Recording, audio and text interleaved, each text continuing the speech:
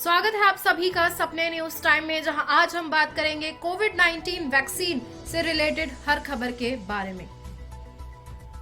Corona vaccine कब, कैसे और किस तरह मिलेगी, जानिए हेल्थ मिनिस्ट्री के जवाब। केंद्रीय स्वास्थ्य मंत्रालय ने आम जनता के लिए कोविड-19 वैक्सीन से जुड़े कुछ खास सवालों के जवाब दिए हैं। कोरोना वायरस वैक्सीन से जुड़ी शंकाओं को दूर करने के लिए केंद्र सरकार ने पहल की है। स्वास्थ्य मंत्रालय ने वैक्सीन से जुड़े चुनिंदा सवालों और जवाबों की एक लिस्ट जारी की है। इसमें कोविड-19 वैक्सीन को लेकर आम जनता के मन में जो सवाल हैं, उनके जवाब देने की कोशिश की गई है। भारत में वैक्सीन कब उपलब्ध होगी, कौन सी वैक्सीन चुनी जाएगी, सबको लगेगी या कुछ को ही, क्या वैक्सीन अनिवार्य होगी, वैक्सीन सेफ है या नहीं, जैसे कुछ सवालों में इनके जवाब स्वास्थ्य मंत्रालय ने देने की कोशिश की है।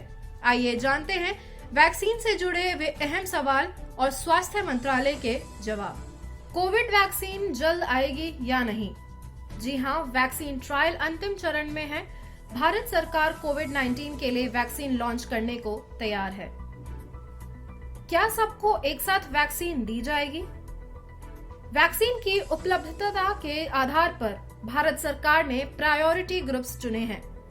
उन्हें वैक्सीन पहले मिलेगी क्योंकि उन्हें ज्यादा खतरा है। पहले ग्रुप में हेल्थ केयर और फ्रंट लाइन वर्कर्स शामिल हैं। दूसरे ग्रुप में 50 साल से ज्यादा उम्र वाले लोग और कोमोरबिड कंडीशंस वाले 50 साल से कम उम्र के लोग होंगे। वैक्सीन की कितनी डोज कब कब लगेंगी? वैक्सीन की 2 डोज होंगी, 28 दिन के अंतराल पर लगेंगी। एंटीबॉडीज कब डेवलप होंगी? आमतौर पर वैक्सीन की दूसरी डोज मिलने के 2 सप्ताह बाद एंटीबॉडीज का पर्याप्त लेवल डेवलप होता है। भारत में जो वैक्सीन आएगी वह दूसरे देशों जितनी असरदार होगी? जी हाँ, भारत में आने वाली वैक्सीन दूसरे देशों जितनी ही असरदार होंगी। क्या वैक्सीन लेना अनिवार्य है? कोविड-19 का टीकाकरण ऐच्छिक होगा। हालांकि सलाह यही है कि खुद को और अपनों को बीमारी से बचाने के लिए वैक्सीन का पूरा शेड्यूल लिया जाए। क्या वैक्सीन सेफ होगी क्योंकि इतने कम वक्त में टेस्ट हुआ है? वैक्सीन देश में तभी उपलब्ध होंगी जब रेगुलेटरी बॉडीज उनकी सुरक्षा और एफिकेसी के आधार पर क्लियर कर देंगी। कौन सी वैक्सीन चुनी जाएगी? वैक्सीन कैंडिडेट्स के क्लिनिकल ट्रायल का डेटा को ड्रग रेगुलेटर जांच रहे हैं। जिस भी टीके को लाइसेंस मिलेगा वह अपेक्षाकृत सुरक्षित और असरदार होगी। हालांकि यह सुनिश्चित किया जाना चाहिए कि एक ही वैक्सीन का पूरा शेड्यूल पूरा दिया जाए। अलग अलग वैक्सीन नहीं लगाई जा सकती। मुझे कैसे पता चलेगा कि मैं टीकाकरण के योग्य हूँ? शुरुआती चरण में हेल्थ केयर और फ्रंट लाइन वर्कर्स को वैक्सीन मिलेगी। वैक्सीन की उपलब्धता के आधार पर 50 प्लस वाले एज ग्रुप को टीका भी शुरू में मिल सकता है। योग्य लाभार्थियों को उनके रजिस्टर्ड मोबाइल नंबर पर उस हेल्थ फैसिलिटी की जानकारी दी जाएगी जहां टीका लगना है।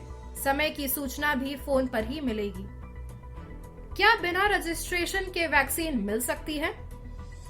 जी नहीं, कोविड-19 टीके के लिए रजिस्ट्रेशन अनिवार्य है।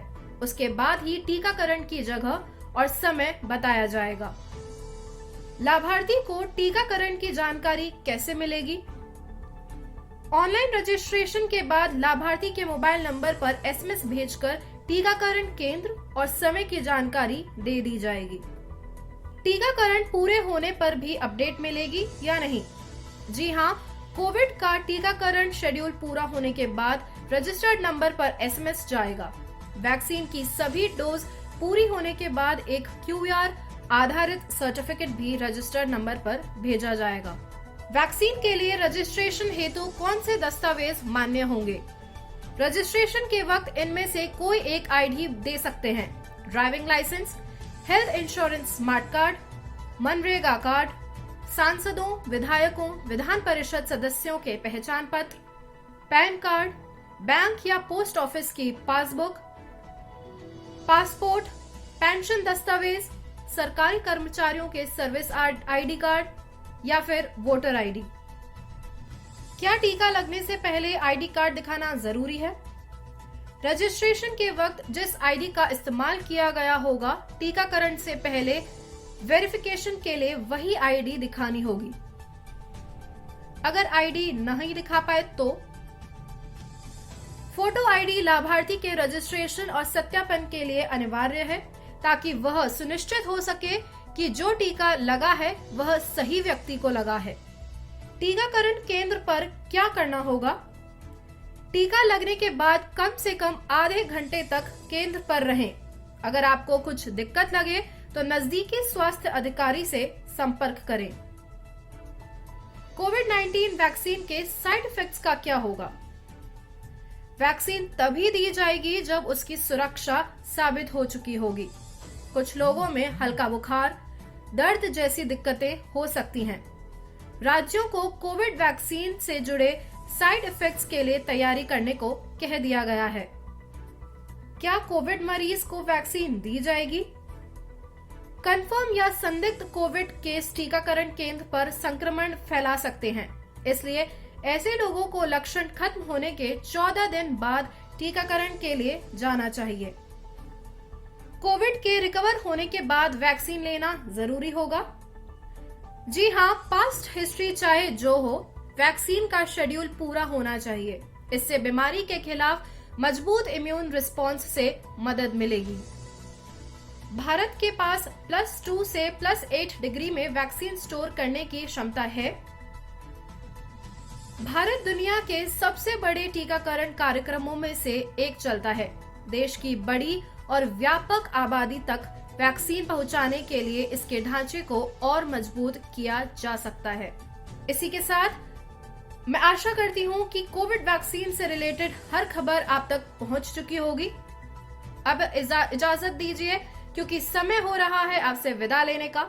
हम फिर मिलेंगे किसी नए वीडियो के साथ। तब तक के लिए इस वीडियो को लाइक कीजिए, शेयर कीजिए और हाँ, सब्सक्राइब करना न भूलें। नमस्कार।